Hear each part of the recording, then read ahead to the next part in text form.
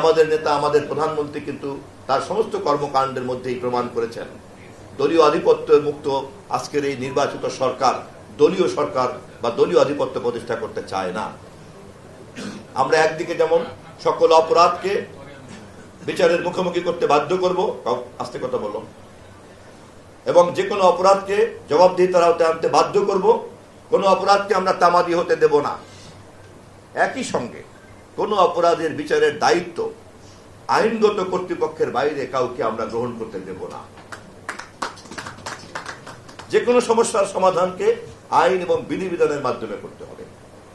একটা রাষ্ট্র চলতে পারে না, সভ্য রাষ্ট্র চলতে পারে না তার আইনগত পথ পরিক্রমার বাইরে, এবং সেভাবেই আমাদেরকে চলতে হবে। বিগত সরকারের সবচেয়ে বড় অপরাধ ছিল এটাই যে গোটা রাষ্ট্রকে তারা দলীয়করণ করে ফেলেছিল। পুলিশের ইউনিফর্মকে পর্যন্ত তারা একটা দলীয় বাহিনীতে রূপান্তরিত করেছিল, প্রেস ক্লাবকে তারা দলীয় ক্লাবে পরিণত করেছিল, এবং সে কারণেই এই ধরনের জনগণের সার্বজনীন যে সমস্ত প্রতিষ্ঠান এবং পেশা সেটাও জনগণের কাছে ঘৃণিত এবং বিতর্কিত হয়ে পড়েছে। আমাদেরকে জনগণ কিন্তু দায়িত্ব দিয়েছে এর শুধু প্রতিশোধ নেওয়ার জন্য নয়, শুধুমাত্র প্রতিহিংসা করার জন্য কিন্তু আমাদেরকে জনগণ দায়িত্ব দেয় নাই।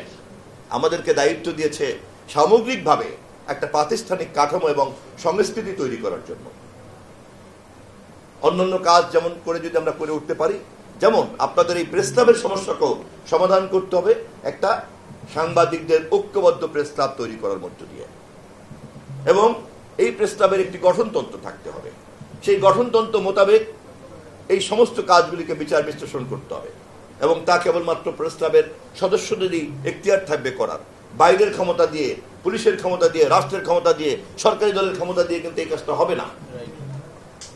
আমি নিশ্চয়ই আশা করি প্রেস ক্লাবের সকল সদস্যদের মধ্যে যারা বিবেকবান তারা প্রেস ক্লাবকে দলীয়করণ করার যে অপরাধ, সেই অপরাধকে তারা তাদের জবাবদিহিতার আওতায় অবশ্যই আনবেন, এবং তাদের এই জবাবদিহিতাতে যাতে তারা আনেন সেই পদ্ধতি এবং প্রক্রিয়ার মধ্য দিয়ে এই প্রেস ক্লাবের সমস্যার সমাধান হবে।